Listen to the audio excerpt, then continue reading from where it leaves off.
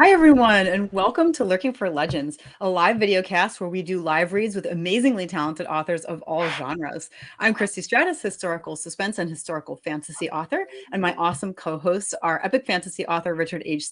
Stevens and science fiction author David M. Kelly. Lurking for Legends is an interactive broadcast, so we encourage viewers to chime in with questions for our guests or comment on what we're reading to you. So tonight you might recognize her. We've had her here before. Tonight our guest is RomCom author Miranda Oh. So welcome back, Miranda. Fun. Yeah. Hi. How's it going? Good to have you back. Great to have you back. I am so excited to be back, and it's been a little while since I've picked up my book and read it. So I'm kind of excited to dive deep into memory lane, maybe a little bit. Nice. Yeah, it's going to be great. So for those who didn't happen to be here the last time or weren't here, who weren't here the last time, those are the same two things. Why don't you tell our audience a little bit about yourself? Yeah, for sure. So I am a Canadian author. I have written 3 books in the Chin Up, Tits Out series. Now, it's a wild ride. We're going to dive a little bit into the series, and I'm going to read off of it today. And the next set of books, I'm working on another trilogy as well called Love My Lady Bit. So there's always some like little funny pun or mantra that's twisted into my writing. So Chin Up, Tits Out, Love My Lady Bits. I don't know what's going to happen next, but I'm super stoked to be here and have some fun time sharing today. Yeah, I think we're going to have a great time. And I don't think we've read romantic comedy on here. And so what a great combination. We're going to do romantic comedy and epic fantasy. Yes. If we combine it, we can be Sarah Maas. That's right. Yeah, you're so right. And then we'll make millions of dollars together. Yeah. Yes. Perfect. You guys better get going. You have a lot to do. Exactly. We'll do some collaborating. So how about you, Christy? Why don't you tell us a little bit about you? Oh, well, as you guys know, I've been writing fantasy. Richard has informed me I'm officially an epic fantasy author, I'm going to keep repeating it because I'm super excited. So, all right, Gaslight on Fantasy. And as you probably remember from last time, I had finished Corrupted Magic. So that is completely out on Kindle Vella and on Patreon. So you can read it 100% there. So that's 2 books out in the series, and I'm working on the 3rd one. I'm currently writing the 2nd episode of Prohibited Magic. That's what it's going to be called. So I've been really enjoying that, and it starts out with Carmichael, and then we go into a character we haven't seen in a while. I won't ruin the surprise because the first 3 episodes are free anyway. So if you guys want to read it for free, you'll be able to. So I think that's what's been going on with me mostly. I'm having a terrible time picking out a picture for the cover. This was not easy for the first 2 books, but it's even harder now. So I don't know what's going to happen. We'll see. I've been going through like billions of pictures and just nothing fits. I hate that. So anyway, that's about what's up with me. What about with you, Richard? Yeah, I'm halfway through When Legends Rise, which is book 4 of my current Highcliffe Guardian series, and I can't wait to get that out. Actually, I want to move on. I'm at the point where I want to get done with this story and then move on with a different story and start fresh again. So it'll still be in the Soulforge universe, but it'll be a different series, and it'll actually take place before this series. But other than that, I'm back in full swing into my appearances. I call it my book tour. Next Thursday, I'll be attending an awards gala. I'm one of the finalists in the Bernice Adams Literary Awards. So that'll be kind of neat. I have to dress up in a suit and everything else, so I had to actually go out and buy one because my pre-COVID suits don't fit anymore, and I'm not sure what happened there. I think they shrunk, but clearly. And next weekend, or a couple weeks from now, May 27th and 28th, I'll be at the Montworth Medieval Fair at Ancaster Fairgrounds. And they actually have real live jousting there. I've seen it once before. Did an event last year. They had live jousting, and they actually unhorse people in full plate mail, and it looks pretty painful. So I'll be signing books on Friday, June 2nd and Saturday, June 3rd, also at the Robin and the Hood Festival in Elmira. And that is Are you going to be jousting, Richard? I will not be jousting, no. Otherwise, I won't be here for our next live read. But the Robin Hood Festival is really neat because it takes place in the woods. So when you're actually there, you feel like you're in Sherwood Forest. So it's pretty cool. And then on the following Saturday, June 10th, I will be at the Wellington County Writers Festival in Fergus. So Fergus is a place that's close to my heart because I sell most of my books in Fergus for some reason. That's where I make my most sales. So I love going back to Fergus. And so if anyone wants any information as to any of my appearances in my upcoming book tour, you can go to my website at www.richardhstevens.com. Stevens is spelled with a PH, and click on the appearances tab. And my wife has updated everything, so you don't have to Google search anything. It's got the times, it's got the addresses and everything else. So she does an awesome job updating my website. But that is basically what's up with me right now. It's getting full swing into my book signing, selling tours. I did 23 events last year. I don't think I'm doing that many this year, but I love doing them still. It has to be tempting, though, to not go in like a regular suit and just show up in a suit of armor and say you misinterpreted the dress code. I do wear a knight's costume for most of them. If it's just a writer's festival, I'll just wear probably something like this. The award. But I wear, the awards festival. Yeah, no. I should wear a knight's costume there. Yeah, I'll get kicked out. So what about you, Dave? What's it like up in the cold north? It's cold and it's actually very, very wet. It's been raining almost non-stop for the last 5 days. Yeah, we're the same here. Honestly, it's like everything's flooding. So we seem to be okay at the moment. So fingers crossed. But yeah. But in terms of writing and everything, well, I have now actually finished, at least as far as I know, all of the edits on Quellention Swan, which is Logan's World Book 3. And Nice. It will be releasing on May the 18th. Oh, congratulations. Yeah, that's great. Ooh, So, exciting. yeah. Woo! Finally, I can see the back of it. Get out of here. I'm sick of it. Yeah, And so I'm moving on to the next series, which awesome. That'll will be be great. slightly different, but still in the same universe. So, but unlike you, Richard, I'm working forwards in time. So Right. Yeah. I keep going backwards. I'm like Star Wars. I just keep going back and back and back. But this series I'm writing next will be the first series in my universe, and from that point forward, I'm going forward. And then That's what you say I now. got to hook it up to the actual book that we're reading tonight is book 2 in my original series, which is actually the last series in my universe. So my universe is all done already. I already have the final written, and now I'm just writing into it. So if something happens to me tomorrow, at least my readers can finish my series and know how it ends. So, That's nice. yeah, that's nice thought. Yeah, my books might be worth more too then. So. Yeah. Actually, Dave yesterday he sent me a thing that Amazon was selling my second and third book in the Legends of the Lurker for like $4, the print books. And he goes, so of course I'm concerned that I've got my pricing wrong, and I went and checked my pricing and it's fine. But while I was in there, I saw a collector's edition of Rika's Flight for sale. And I thought, isn't that neat? I have a collector's edition. I never put a collector's edition out there. Someone bought my book or found it somewhere, or maybe they found it on the side of the road, but it had my signature and everything else in it, and someone's selling it on Amazon as a collector's edition. So they're not far off from the truth, because this is my original cover. I've changed my cover since then. So it'll actually be a rare cover. So if anyone knows that and they're savvy, and all of a sudden I become famous somehow, that book will be worth a lot of money. That's pretty cool. Yeah, it was neat. I have a collector's edition, but nice, awesome. So if we want to get started, Miranda, we're going to have you slowly introduce your story, the characters, and who's doing what. And I'm not sure about Dave or Christie, but I have to change into something, so I will kind of be flitting off the screen. But so you go ahead, Miranda. I will set the stage here and get everybody prepped and ready. So we are going to read the prologue from the third book called Chin Up, Tits Out, Just Breathe. Now, we had just kind of mentioned Star Wars.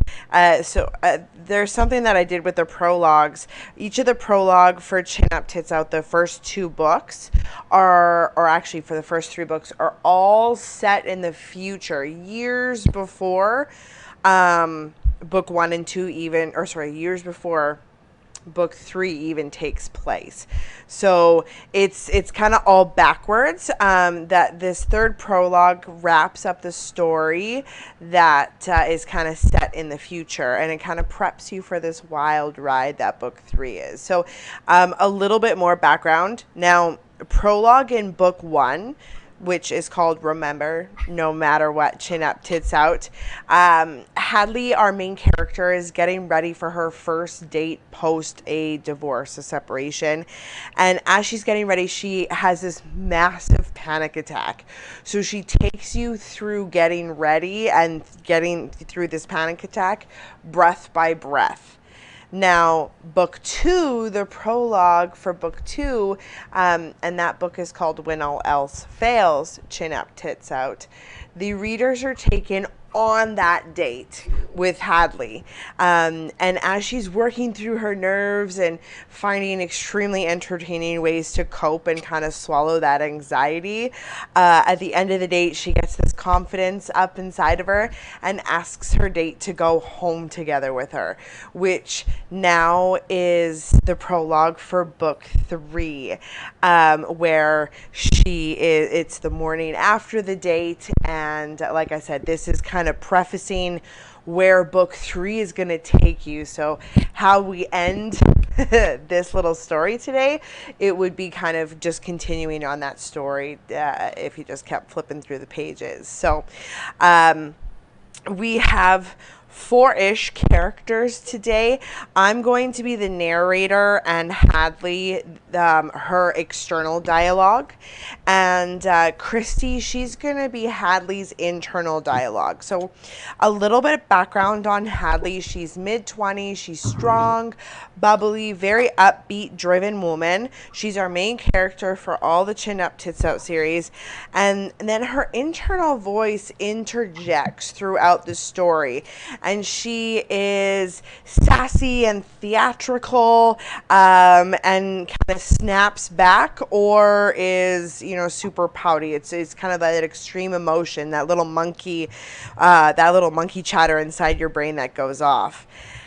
Now, David's going to play Hadley's date. So he's a mid-20-something-year-old Zambian man who very much admires Hadley. He's cute, but not overly smart.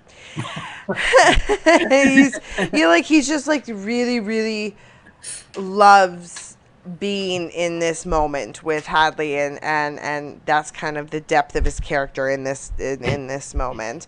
Now Richard is going to play Dr. David, and that's Hadley's psychotherapist, and he's an eccentric Eastern European man who has a very kind of calm demeanor, but he's a little unique in there. So funny story, I went to the chiropractor 2 days ago with my daughter, and I'm like, Dr. David, and the woman's like, you mean Dr.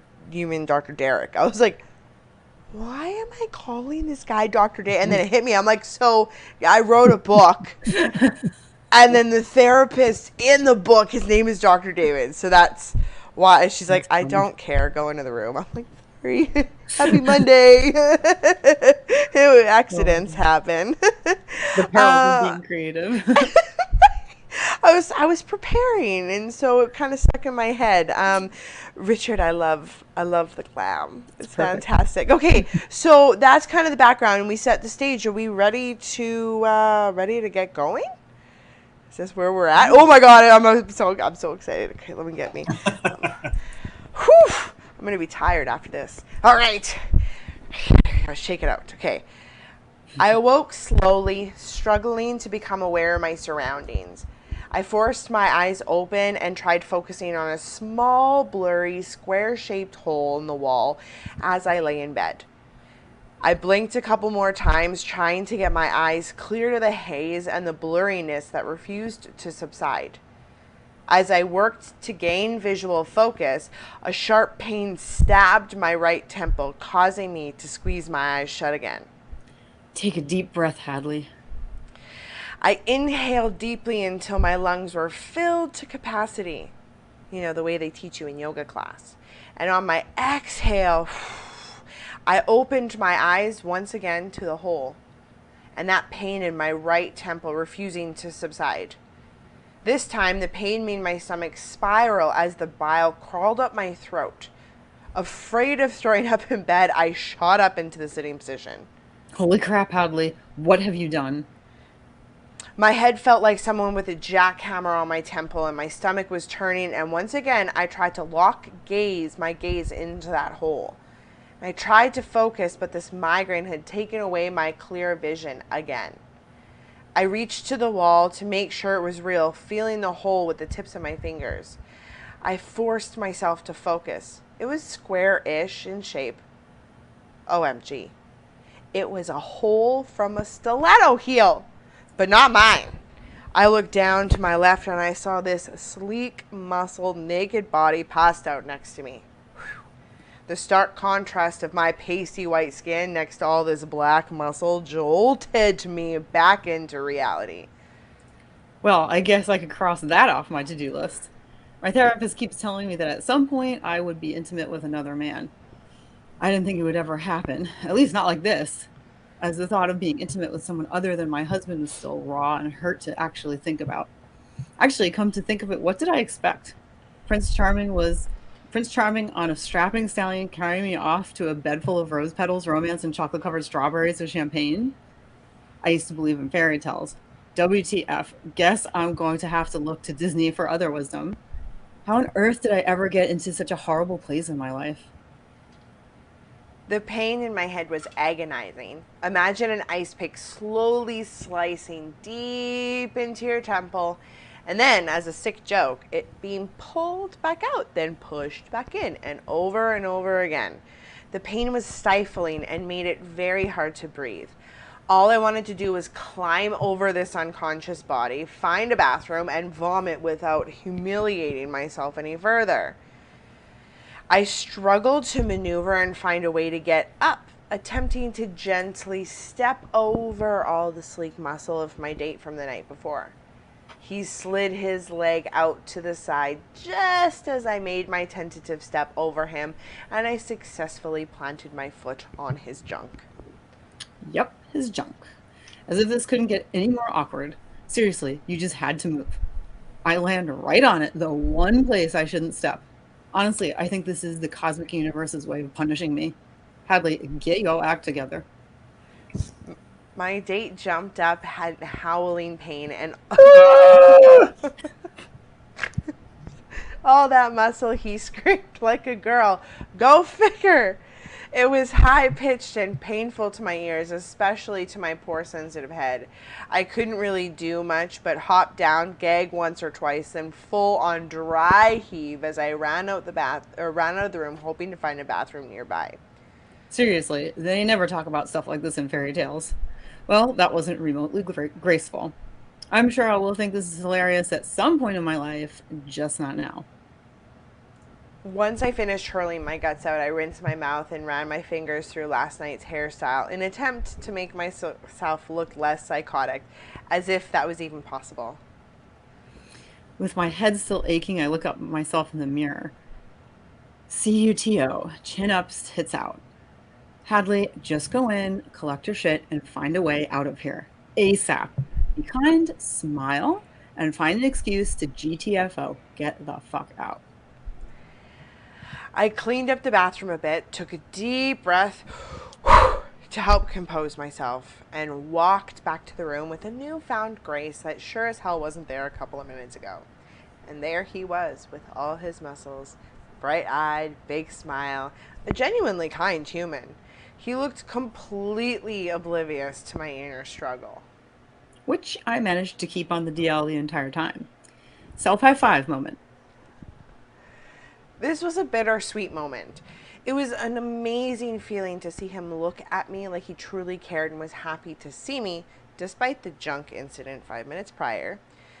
But unfortunately, the moment was fleeting, because all of a sudden I felt like my mind was hovering above my body, staring down. It was like being in a bad sci-fi movie, except it had become my reality. I felt completely disconnected from him, from my body, and from my mind. And try as I may, I could no longer bring the two separate entities that I had become together. If I couldn't connect myself and feel whole, how the hell can I connect with somebody who was kind and gentle, but had instantly become a complete stranger? Imagine a big hole inside your chest.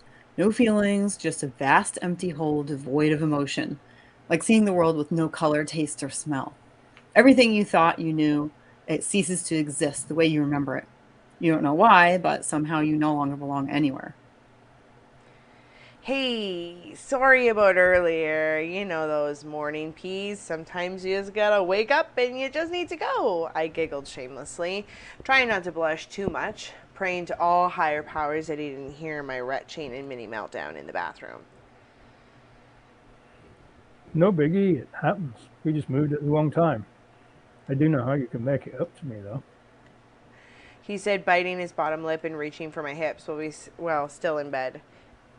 Instantaneously, fear gripped me, and I pulled back and I met his grabby hands with mine, squeezing them tight. Sorry, I have to get going, and I promised my cousin I would go to yoga with her this morning, and I completely forgot until I woke up, and, I didn't really expect to spend the night here last night. At this point, I was blushing, which I'm sure he found flattering. I had for sure turned redder than the life-sized Manchester United flag pinned up to the wall behind me. He politely smiled, pulled himself up, leaned in for a kiss, and nodded in agreement. Did you need a ride somewhere? I smiled and I nodded, finally feeling a bit of relief at the thought of escaping. The most relief I had felt since I opened my eyes that morning. All right, I'll let you make it up to me another day. He rolled out of bed, squeezed my bum cheek, bit his lip, shook his head, and then walked off to get his things. I remember when Rianne was like that with me. He would look at me with so much love that I couldn't help feeling adored. Having Rianne by my side gave me fearless confidence. It was a strange feeling to have another man appreciate the naturalness of my body. It was also weird as shit to have a man I didn't really know look at my body like that in general. God damn, so conflicting. We gathered our things, and I texted my cousin Amanda to explain the situation and tell her I was getting dropped off at her house and we could still go to yoga. I also told her I needed a water bottle, yoga clothing, and the strongest pain meds she had in her cupboard. I hadn't brought my migraine medication and was desperate for anything to help me subside this throbbing pain in my head. Migraines have plagued my life lately, but as batshit crazy as this sounds, I couldn't help feeling like it was some form of punishment. Amanda, being the amazing woman she is, she met us at the door of her condo with all the yoga stuff requested in tow. God, I love this woman. My date winked at me, leaned in, and kissed me goodbye. Goodbye, Hadley. I had a really amazing night. Let me know when I can see you again, okay? He smiled big with his eyes while smirking slightly. As kind, gentle, and amazingly sexy as you are, hell no, this ain't happening again. Hadley, you are not a masochist. Nope. But thanks. I smiled wide, closed my eyes, and nodded extensively until he pulled my face in for one last kiss. What the hell? His sweet sincerity was like a double-edged sword. I should really have been flattered, and yet this only caused me physical pain and severe anxiety, as I truly could not understand how someone could want to be with me. So again, I closed off my heart to prevent any more pain. Yes, pain is what happens when you love.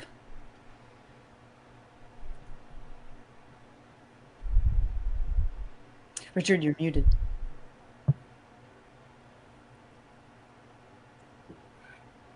Thanks for sharing this, Hadley. This step in your recovery is a huge success. Dr. David looked over his glasses at me from the chair in his office. Dr. David is my eccentric psychotherapist.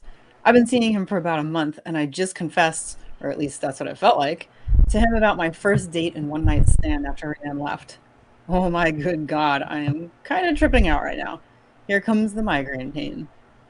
Well, Doc, I don't know about a huge success. The jackhammer in my head is kicking in. Here comes another migraine, and I feel completely distraught and torn about all of this.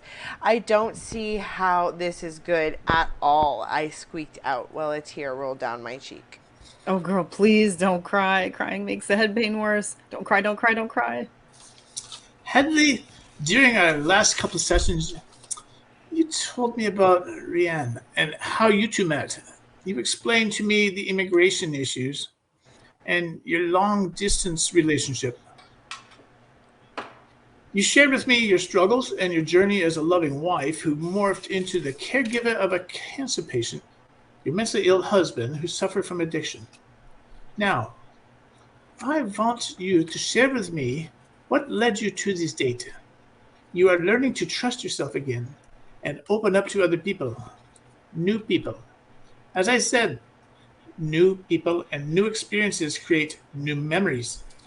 These can help override old memories, although painful memories will never be completely gone, of course.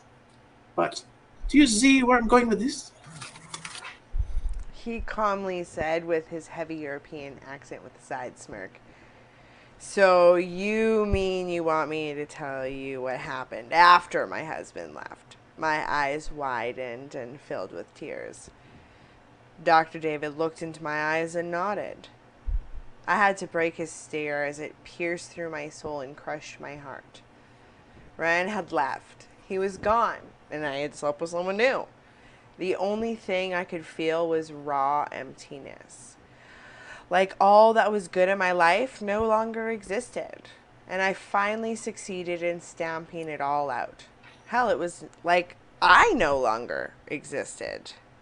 All color, taste, and smell were forever gone. Raw from the inside out. Literally. Between you and me, there may have been ice pack action going on after yoga and that date. But that is a different story for another day because I promise I do eventually realize how awesome my first date was. Yay! Very good. Really enjoyed that. Oh, I had a fun. lot of fun. See, I found now, it was years ago, and I find it very funny that date. Richard is a great Oh, psychiatrist. goodness. Huh? Yes. Oh my gosh, he wait. What's that? Go Liverpool. Yeah, we're a Chelsea household, so. Oh, you poor thing. I just watched that game today. I'm a Oh, Manchester yeah. United fan. Yeah. I wish I would have. I didn't read that part before we came on air because I have Manchester United banners everywhere. I've seen Manchester games at Old Trafford. Well, I tried to see what, but there's a bomb threat got us kicked out. But that's a different story. But I am a big Manchester United fan. So Oh yeah, we have all of our kids have gone through the one Chelsea little onesie. They wear it on game day, and then my husband's like, "All right, that's enough now. We're gonna put it away till the next game. Next kid, next game. So we're good." So, Miranda, I'm not sure if you have anything to get set up for, but I do. So, if you want to tell us a little bit more about maybe what's coming up next for Yep, Miranda for Oh, sure. and series and stuff like that, I'm Yeah, just for going to sure. come off screen here for a minute, and I just have to get into character. So, I will be about 2 minutes, and then I'll be right back. All right, perfect. So what is next for me is, like I had mentioned earlier in this segment, that I'm working on another series called Love My Lady Bits. So a few years ago, I was diagnosed with a condition called endometriosis and another condition called adenomyosis. They both kind of start within your reproductive organs and go all over the place, and it can get really sciencey, and I would be very happy to get into it, but that's not what we're here for. What we're here for is loving our lady bits even though they give us trouble. So what I did was I interviewed 100 women from around the world, age ranging from 18 to 60 something, and all of those women have endometriosis. Now, if you don't know what endometriosis is, you're going to have no idea what endometriosis is. And if you know somebody with endometriosis, you're going to know that it's a terrible disease and very hard to live with. So interviewing 100 women well pregnant, even though I wasn't supposed to get pregnant because of my endometriosis, was a wild ride. I was like, yeah, I'm totally going to write a fiction book when I'm on my mat leave with my first kid. And that didn't happen. I think I wrote like 1,000 words. And then we're like, you know what, let's rapid fire some kids out. Let's just get our family expansion done. So we did a buy one, get one deal. So we ended up with twins. They're about 8 months old now. And I was like, I'm going to finish writing this book on this mat leave. And they're 8 months old on the 3rd. Of whatever month we're in, May right now, I guess. Yeah, so they're about 8 months old, and they're massive, and they're almost walking. And I have about 60% of the book done. So we do have more done. And it's going to be 3 books. It's absolutely, it has everything. It has everything. There's romance, there's comedy, there's dark stuff, there's taboo stuff. You know, you're talking about pregnancies, you're talking about loss, you're talking about menstrual cycles, you're talking about puberty, you're talking about menopause, you're talking about abuse, you're talking about sex, happiness, employment, careers. Like, there's everything. If you have lady bits, if you have a set of lady bits yourself, you need to read this book. If you love lady bits, you need to read this series. And now we need to go back to this because I want to talk about this. I am really excited, just to throw in there, I'm really excited for your book though, Miranda. I really am. I'm so excited. Well, I mean, you're getting to edit it, Christie. So obviously if you want it, but you get first dibs. You get first right of refusal. I love that. Acceptance, yeah. Richard, you look amazing. Well, thank you. I can't wait. Yes. Okay, so where can we find your books, Miranda? You can find book 1 and 2 on Amazon. Book 3, you have to reach out to me directly on any social media platforms, and I will mail it out to you. I had to do a cover redesign, but I need to get rid of all the old books first before I do all the new stuff, and I don't have time right now. So you want a 3rd book?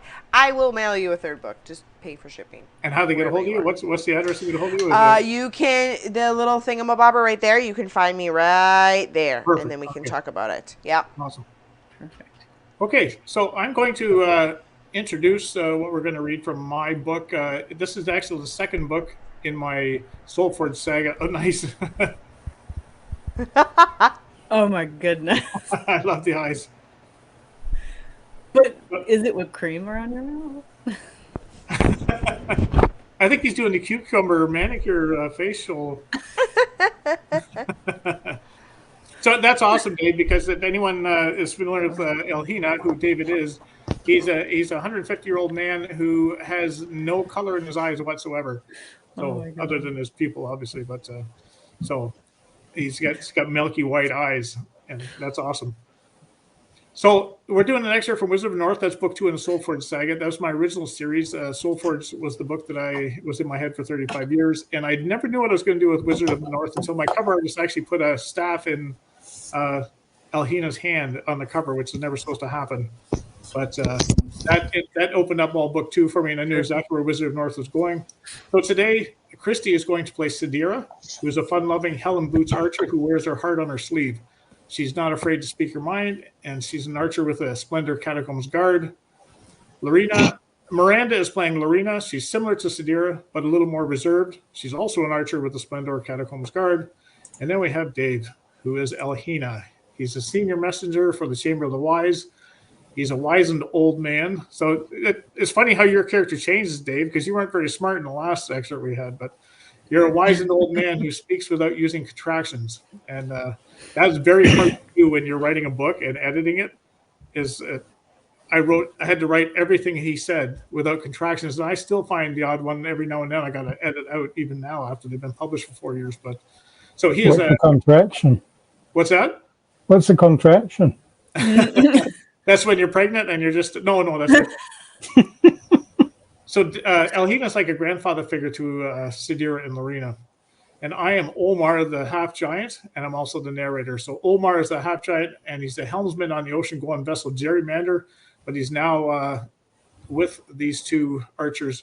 I'm Omar is simple in demeanor, but he's a ferocious defender of those he cares about, which is the two women he's with. So the scene is after escaping the dungeons of Grishin, this is well inland, so he's out of his element, through a lengthy tunnel that runs beneath the dungeons, the dangerous region known as the Torpid Marsh. They find themselves trapped with no way forward through the marshland. The injured Elhina decides they cannot remain in the swamp. Instead, he insists they return to Grishin, despite the imminent threat they will face upon their arrival. So if you guys are ready. I'm ready. I'm in love with this half of the screen right here. This is perfect. I love it. Okay, so I'll just start the narration. Elhina was muted, Miranda. Did you want to say something? Oh, go ahead, Miranda. Unmute. You're muted, yeah. I said I feel like I have to go get my steak knife so I look like the picture. Yeah. If you want to go get a steak knife, you go ahead. But she won't have. She won't. That's okay. Yeah, I guess. You know what? I will trip and fall up the stairs. Like it is, because I will be so excited that and then you're just gonna be. Miranda's out. She's got a cross her back right now. So if you got a crossbow handy. Yeah, I'll let you just go grab it. It's just around the corner. All right. So Elhina was adamant. As much as Sidira argued that returning to Grishin and the Chamber of the Wise was nothing short of suicidal, especially after what they had done to escape his dungeon cells, he wouldn't be swayed. They had to go back. The fire that Omar had built crackled and sputtered on a mass of bulrushes and other bits of swamp refuse, while strange animal cries pierced the still air of Torpid Marsh. Pops. Sidira pleaded, her hands gesticulating her point. If we go back, we'll be hanged at the very least. As tough as Midge thinks he is. She indicated the giant Omar. 4 of us are no match for the Grishin militia. Elhina calmly waited until she finished her rant, a sad smile creasing his wrinkles. We must. The chamber has been compromised, as Solomon claims. But it is worse than that.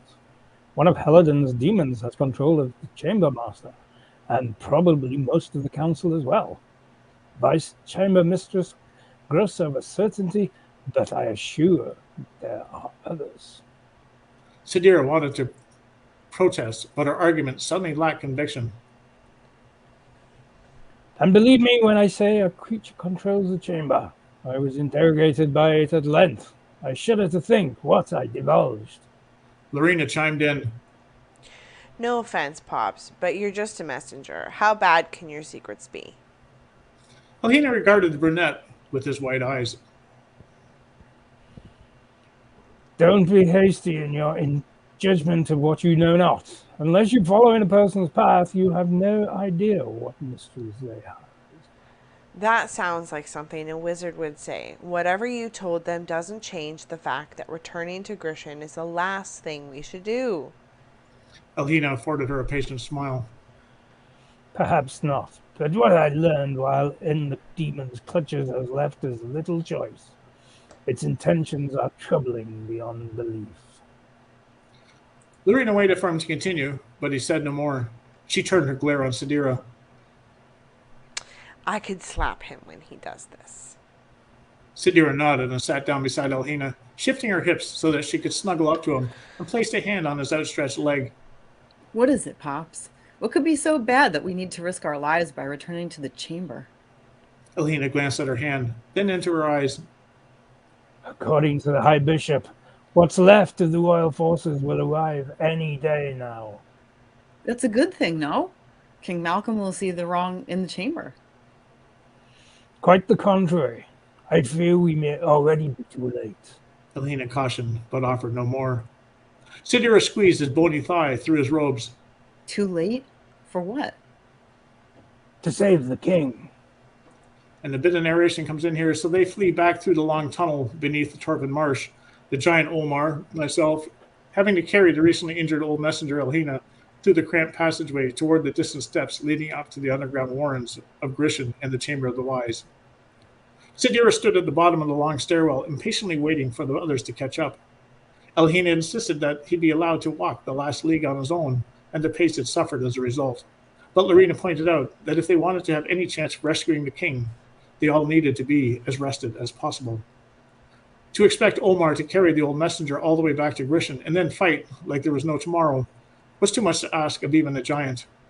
To his credit, Omar had offered anyway. The faint glow of Alhina's torch appeared down the tunnel. Gradually, Omar's muted voice reached Sadira as he loped along, hunched over in the low tunnel, breathing hard. She smiled, hearing Lorena curse, her friend's slight form hidden behind Omar's girth. Can't you move any faster, lunkhead? Sadira is probably dining with the king by now. Bah! That's her just up ahead. Don't you knot your knickers, lassie? You'll be moving quick like soon enough. Shh! Sadira hissed. They'll hear you all the way back to the swamp. Alhina gave her a forced smile and sat on the bottom step, clearly exhausted. Omar dropped to his knees and stretched his back, forcing Lorena to squeeze past his bulk. Her torch nearly burnt his shoulder. Craddock horse son, lassie. You're trying to incinerate old Omar. It's a wonder you fit down here. Lorena grunted as she stopped in front of Sadira and addressed her Songberthian companion. You ready? Sadira cast a sidelong glance at Alhina and Omar. Neither appeared ready to face what awaited them. Let's rest a bit. The healer's chamber is empty and the hall beyond was quiet. You've already been up there? Lorena was clearly surprised. Of course. Surely you didn't expect me to do nothing while I waited for you guys to crawl here. Sadira winked, knowing full well Lorena had no choice in the matter. Lorena had hung back to protect the rear in case someone or something followed them down the tunnel from the far end. Alhina pulled himself to his feet with the aid of his stick. Without a word, he started up the long flight of flagstones. Sadira looked to the fatigued giant and called after Alhina. Save some fun for Midge if we ever get him moving again. Lorena squeezed between her and the wall. You stay with Lunkhead. I'll go after Pops. Lorena's torchlight quickly dimmed in the distance above. Lorena offered Omar a hand up, the gesture symbolic, as she weighed less than one of his legs. Omar rose, knocking his head off the roof. Sadira couldn't help but laugh. Aye, laugh at poor Omar, why don't you? You'll be needing me soon enough. Get over yourself. I'll likely be carrying your sorry hide before long. Now come on. You go first. I'll watch your arse. She slapped his rump as he pushed by her. Not that I'll have a choice. Omar cast her a dirty look over his shoulder. His momentary lapse in concentration, causing him to bang his head into the low ceiling. Sadira laughed harder. The door at the top of the steps is open by the time Sadira and Omar reached it. On the far side of the small room, Lorena stood with her ear to the door that led into the main passageway beyond. The old messenger was sitting on the edge of the bed, close to Lorena, fingering his makeshift walking stick, and said, We need to find my staff. Your staff? Lorena thought that a strange request. They didn't have time to look for Alhina's previous walking stick. That one will have to do. I'll make you a better one after we save the king. You do not understand. I need that one. If we are to rescue King Malcolm, we require my staff. Lorena stepped away from the door and mouthed. Your staff? Alhina looked at the three people in the room and sighed. There comes a time when all things must be revealed. When he said no more, his companions glared. Sadira felt like punching him. She plonked herself on the bed, careful her crossbow throws didn't jab him, and grabbed his nearest wrist. What are you talking about? Lorena pulled the door open a crack to peer out momentarily. She closed it again to listen to what Alhina had to say. I'm afraid it's a long story. We're a little short on time at the moment. Sadira said through clenched teeth. Lorena gestured with her hands for them to hurry up. All is not as it appears. The timing is not right, but alas, circumstances dictate that now is indeed the time. Alhina said, and fell silent again. Sadira stared hard, willing him to continue.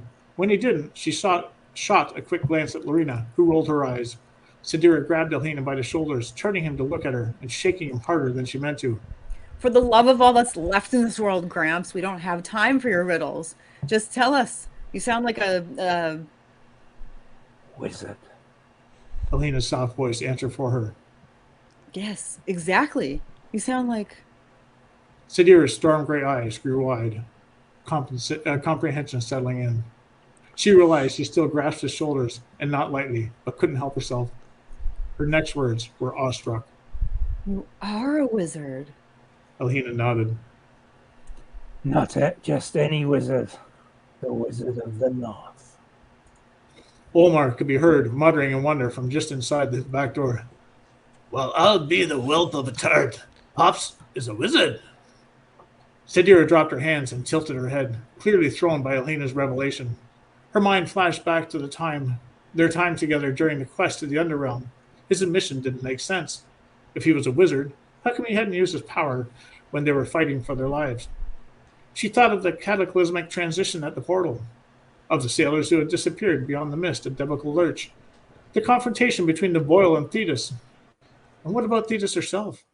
How could he not have seen through her subterfuge? Sidira had never met a wizard before. Her scant knowledge of them had been gleaned through the idle gossip amongst her peers in the Songsberthian Guard. Her head spun with unanswered questions.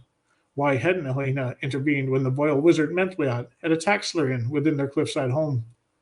She envisioned the horrific battle upon the Dead Plains, where so many quest members had perished at the talons of the minion horde, attacking them from the ground and sky. If Helena was a wizard, where was he then? Where was he when Slurian had needed him most? That brave man had sacrificed his life to save them all, and not once had Helena done anything to intervene, other than to whack demons over the head with that damned walking stick. If that was the extent of his wizardry powers, King Malcolm was doomed. She tried to quell her conflicting emotions, to concentrate on what was important at the moment. She had admired Helena, looked up to him. If he was indeed a wizard, and he hadn't done anything to turn the tide of the quest struggles up to now, she was afraid that knowledge would break her heart. She swallowed the accusation, threatening to drip from the end of her tongue, and asked, The Wizard of the North? What exactly does that mean? It means, dear Sadie, Helena said with a sad smile, that I am the only one capable of preventing the king's death. If we do not retrieve my staff, we will soon all be dead. Sidira had no idea what the significance of him claiming to be a wizard of the North meant to their chances. Did his title mean that he was from the Kradek Empire? She didn't think so. Perhaps north of that, from the lands of eternal wind and snow. That might explain those marble eyes. Baffled by his previous inaction, she couldn't help herself. But why? Alhina tilted his head in question. Where were you when the quest needed you? People died in that damn place beneath the ocean. Good people. Alhina looked away, seemingly ashamed. How could you? Sidira's voice rose. If you had done something, Silurian might still be alive. Alhina hung his head and muttered, It is complicated. The timing was not right. It is a long story. You would not understand, even if I had time to explain. Lavinia pressed her ear against the door, holding up a hand and putting a finger to her lips. Olmar maneuvered his bulk past Sidira and Alhina. He paused to look at Alhina, a hurt look on his face, and moved to stand beside the door with the dungeon keeper's sword held at the ready. Sidira couldn't take her angered glare from the old man. When she mentioned Slurian, his face had gone ashen. Lorena pulled the door open a crack, and then wide enough to stick her head out. She closed it again. It's clear. Now, Mr. Wizard Pops, how do you even expect us to find your staff in a place like this? We don't have a clue where to start. Swallowing her ire for the time being, Sidira stood up. If we find this staff of yours, do you plan on using it for more than a head basher and perhaps help this time? Or aren't we worth the effort in your wizardly eyes? Alhina pursed his lips, casting his eyes to the floor. Sidira feared he wouldn't say anything else. She wanted to throttle him. Finally, he nodded. The surprise has been taken from me. The surprise has been taken from you? Sidira glared. What an incredulous statement. Before she could ask what the hell he meant, he lifted his head to regard her with those strange wide eyes. It gave her the shivers. Without a word, he stood up, straighter than anyone had seen him stand before. When he spoke, it was as if his voice had changed timbre. I know exactly where my staff is. I can sense it. Lorena raised her eyebrows. She put a finger to her lips and cracked the door open again. Satisfied they were alone, she stepped into the passageway and motioned for the others to follow as she started toward the side tunnel leading to the cell block. But Alhina called her back. This way. was all he said, striding up the wide main tunnel with barely a limp. Sadira stared after him. The assistance provided by the walking staff had been a ruse all this time. She ushered Olmar past her, quickly checking the side tunnel and down the opposite direction for signs of other people. Satisfied the tunnels were devoid of anyone close by, she sprinted to catch up, her crossbow swinging back and forth within the straps across her back. Lorena slowed their progress, peering down a narrower passage on their right, and then into the 2 mess halls on their left. There wasn't a soul around, but as they approached the sweeping bend toward the Chamber of the Wise, she cautioned everyone with a raised hand. A distant sound of raised voices and something else, indistinguishable, almost animal-like, reached them from beyond the bend. "They be down there," Olmar said, stepping past Lorena and continuing down the main corridor. Wait, my staff is this way. He pointed down a smaller tunnel branching off to the left. Lorena started after Olmar, crossbow in hand. She paused to look back as Sadira caught up to them. Between rapid breath, well, there you go. There's that we got to do. Sadira said, Rena, you go with Gramps. He might need a lockpick. Mitch and I will remain here to make sure no one follows you. Lorena was clearly torn. The indecipherable voices coming from the chamber sounded less than amicable. If they were to find the king, it was a good bet he was being held in the Chamber of the Wise. She looked one last time down the chamber tunnel before following Elena up the side passage.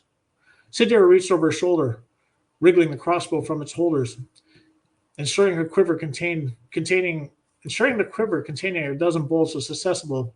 She loaded one into the flight groove and locked the catch. Another roar arose from the direction of the chamber. Something big was happening. Without thinking, she and Olmar inched their way along the inner curve of the tunnel, hoping to see into the cavern beyond. Twice, a barrage of irate voices froze their progress. After realizing that whoever was responsible wasn't in the tunnel, they continued on. The light in the tunnel brightened the farther they went, but neither of them were prepared for what awaited them when the chamber entrance came into view. And that is the end. We'll leave it on a cliffhanger. That was great. That was great. I love those characters. They're all so distinct. They're wonderful. Oh, very much so. I liked it. It was fun. So next book signing we do, Dave, you have to dress like that. Yes. Okay. Sure. Everyone will be at your table. Yeah, exactly. Yeah. But that's why I wear the knight's costume when I do a lot of these things, because instead of just seeing some guy sitting there selling books, I see a knight and I wonder what the heck's going on over there. And then they come over. You have no idea how difficult it is to read wearing that. I know, you just had little pinholes. Oh. I'm just gonna click in here. I don't know if you guys don't have control of the comments anymore either, do you? Nope. Oh, it's all down to you. That's a shame. So where are we? David, do tell us your secret of this amazing facial hair. What is this? It's stick on beard and mustache. Oh, okay. I wasn't sure if it was something else. No, it's not foam or anything. It's like stick on. That's great. Stick on the fake fur, I guess. I've been searching for a place that actually sells costumes in Cambridge, and most places just sell them when it's Halloween or close to Halloween. But there is actually 2 costume places I found out when I went to the first one, and then I found my little Olmar beard. I was trying to get it more reddish because he's more red hair, but that's as close as I get. So I think it's great. It's great. Yeah, I think it's fantastic. You could use that. What was that? The mustache thing. I put this in my Victorian group. It's like a little strap that Victorian men could use to keep their mustache out of their the food. mustache guy. Oh yeah, I needed that because I was trying to drink. My throat was getting so dry doing the narration and doing Olmar. Yeah. And I tried to drink water through here, and the hairs from the thing kept going down my throat, and I was getting Oh worse. gosh. See, it was a good invention. Oh my god.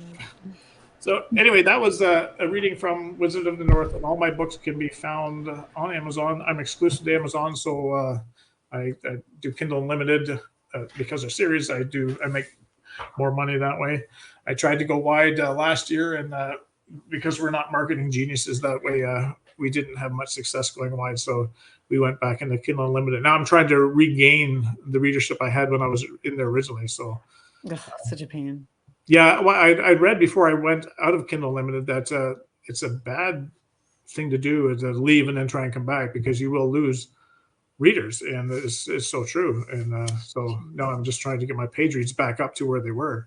They're certainly nowhere close. I'm maybe about a third of the page reads I used to get, and I have more books, so I haven't figured out the Amazon marketing very well. It's hard. It's really not easy. Mm-hmm. But you've inspired me to do Kindle Unlimited over the cute but not very smart thing. What's that? So I'm still smarting over the cute but not very smart thing. Yeah, you said you're cute, but you're muted, Miranda. Sorry, I have screaming children, so if I'm not talking, I'm no trying worries. to mute myself here so you don't all have to listen to it.